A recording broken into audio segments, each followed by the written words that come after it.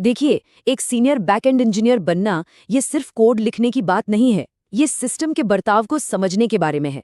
मतलब नेटवर्क की फिजिक्स से लेकर बड़े पैमाने पर डेटा को संभालने की कला तक। चलिए इस सफर की गहराई में उतरते हैं। तो असली सवाल यही है ना?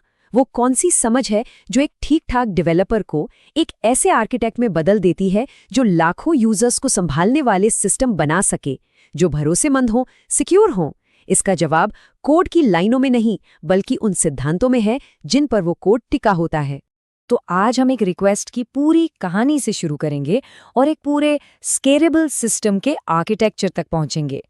हम इन 6 जरूरी पिलर्स को एक-एक करके समझेंगे। हर बैकएंड सिस्टम की कहानी एक नेटवर्क रिक्वेस्ट से शुरू होती है। अगर हमें वो प्रोटोकॉल ही नहीं पता जो इन रिक्वेस्ट को कंट्रोल करते हैं, तो हम एक मजबूत सिस्टम की नींव कभी नहीं रख पाएंगे। अच्छा, तो पहले HTTP by 1.1 में सबसे बड़ी दिक्कत थी हेड ऑफ लाइन ब्लॉकिंग। मतलब एक धीमे रिक्वेस्ट ने बाकी सबको रोक दिया। फिर आया HTTP 2 जिसने मल्टीप्लेक्सिंग शुरू की, यानी एक ही कनेक्शन पर कई रिक्वेस्ट्स। पर ये सब एक ही TCP लेन पर थी। सोचिए, एक सिंगल लेन सड़क पर एक गाड़ी खराब हो गई तो पूरा ट्रैफिक जैम। बस यही होता था। HTTP by 3 ने क्विक का इस्तेमाल करके इस प्रॉब्लम को सॉल्व किया। अब हर रिक्वेस्ट के पास अपनी वर्चुअल लेन है, तो एक में प्रॉब्लम आने पर दूसरी चलती रहती हैं। आपकी सर्विसेज आपस में कैसे बात करती हैं, ये परफॉर्मेंस के लिए बहुत बहुत ज़रूरी है। जेसन पढ़ने में आसान है, पर हाई ट्रैफिक वाले सिस्टम के लिए ये बहुत धीमा और भारी है। प्रोटोबफ जैसे बाइनरी फॉर्मेट न सिर्फ साइज और स्पीड में बेहतर है, बल्कि वो एक सख्त स्कीमा भी लागू करते हैं। इसका मतलब है कि सर्विसेज के बीच एक साफ कॉन्ट्रैक्ट होता है, जिससे गलतियों का चांस कम हो जाता है। यकीन मानिए, हाई परफॉर्मेंस सिस्टम के लिए ये एक बहुत बड़ा फायदा है। ठीक है, अब आते हैं APIs पर। APIs का मतलब सिर्फ डेटा लाना ले जाना नहीं होता। वो एक कानूनी कॉन्ट्रैक्ट की तरह है जो बताता है कि आपका सिस्टम बाहर की दुनिया के साथ कैसे बर्ताव करेगा। अच्छा, एक सिचुएशन सोचिए, बहुत कॉमन है और बहुत क्रिटिकल भी। नेटवर्क कभी भी धोखा दे सकता है और यूजर्स अक्सर जल्दी में होते हैं। एक अच्छे सिस्टम को ऐसी दिक्कतों को बहुत आराम से हैंडल करना आना चाहिए, और इसका समाधान एक बहुत ज़रूरी सिद्धांत में छिपा है। और इसका जवाब है आइडेम्पोटेंसी। सुनने में थोड़ा टेक्निकल लगता है, पर यकीन मानिए, ये भरोसेमंद सिस्टम बनाने की नींव है। इसके बिना नेटवर्क में एक छोटी सी गड़बड़ी की वजह से कस्टमर को 2 बार चार्ज लग सकता है, या एक ही ऑर्डर 2 बार शिप हो सकता है। ये ऐसी गलतियां हैं जो यूजर्स का भरोसा तोड़ देती हैं और बिजनेस के लिए एक बुरे सपने जैसी हैं। तो इसे करते कैसे हैं, खास तौर पर पोस्ट रिक्वेस्ट के लिए? इंडस्ट्री में इसका एक स्टैंडर्ड तरीका है। क्लाइंट हर रिक्वेस्ट के साथ एक यूनिक की भेजता है। सर्वर उस की को चेक करता है। अगर वो की पहले आ चुकी है तो सर्वर समझ जाता है कि ये एक डुप्लीकेट रिक्वेस्ट है और वो दोबारा वही काम नहीं करता। ये सरल लेकिन बहुत असरदार तकनीक है। ये एक ऐसी जगह है जहां बहुत से डेवलपर्स फंसते हैं। पेजिनेशन जो ऑफसेट बेस्ड तरीका है ना, वो शुरू में तो बहुत आसान लगता है, लेकिन जैसे जैसे आपका डेटा बढ़ता है ये बहुत धीमा होता जाता है। वहीं दूसरी ओर cursor based pagination database index का इस्तेमाल करता है, जिससे ये हमेशा तेज और एक जैसा काम करता है, चाहे आप 1000वें पेज पर ही क्यों ना हो। चलिए अब सिस्टम के दिल की बात करते हैं, डेटा। सही डेटाबेस चुनना ये सिर्फ एक टेक्निकल चॉइस नहीं है, ये एक ऐसा फैसला है जो आपके सिस्टम की पूरी क्षमता को तय करता है। देखिए, जब हम बड़े डिस्ट्रीब्यूटेड सिस्टम की बात करते हैं तो हमें एक चुनाव करना पड़ता है। आप सब कुछ एक साथ नहीं पा सकते। आपको कंसिस्टेंसी और अवेलेबिलिटी के बीच चुनना पड़ता है। कंसिस्टेंसी मतलब हर किसी को एक ही समय पर एक ही डेटा दिखेगा, जैसे बैंक बैलेंस, ये गलत नहीं हो सकता। अवेलेबिलिटी मतलब सिस्टम हमेशा जवाब देगा, भले ही डेटा कुछ सेकंड पुराना हो, जैसे social media feed. Acid database consistency चुनते हैं और बेस डेटाबेस अवेलेबिलिटी।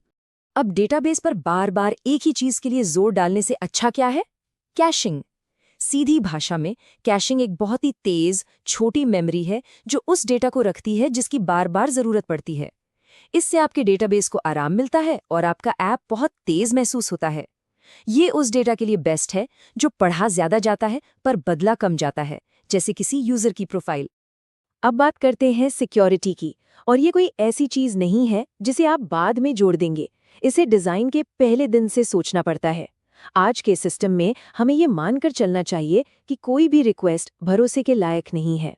पहले सेशन बेस्ड ऑथेंटिकेशन चलता था, मतलब सर्वर याद रखता था कि कौन लॉगिन है। लेकिन आज की दुनिया में ये काम नहीं करता, जहां हमारे पास ढेरों सर्वर हैं। इसलिए हम टोकन बेस्ड यानी स्टेटलेस ऑथेंटिकेशन का इस्तेमाल करते हैं। इसमें हर रिक्वेस्ट के पास अपनी पहचान होती है, जिससे कोई भी सर्वर उसे प्रोसेस कर सकता है। इससे सिस्टम को स्केल करना बच्चों का खेल हो जाता है। तो ये 5 चीजें तो आपको करनी ही करनी है, इसमें कोई समझौता नहीं हो सकता। कौन है आप, क्या कर सकते हैं, डेटा एन्क्रिप्टेड है, इनपुट सही है और कोई सिस्टम का गलत इस्तेमाल तो नहीं कर रहा। इन सवालों के जवाब के बिना आपका सिस्टम असुरक्षित है। अच्छा, एक डेवलपर का काम सिर्फ कोड लिखने पर खत्म नहीं हो जाता। एक सीनियर इंजीनियर को ये भी पता होता है कि उसका कोड प्रोडक्शन तक पहुंचता कैसे है और वहां चलता कैसे है। तो ये CI/CD पाइपलाइन क्या है? इसे एक ऑटोमेटिक फैक्ट्री की तरह समझिए। आपका कोड एक तरफ से अंदर जाता है, अपने आप बिल्ड होता है, टेस्ट होता है और अगर सब ठीक रहा तो सीधा प्रोडक्शन में चला जाता है।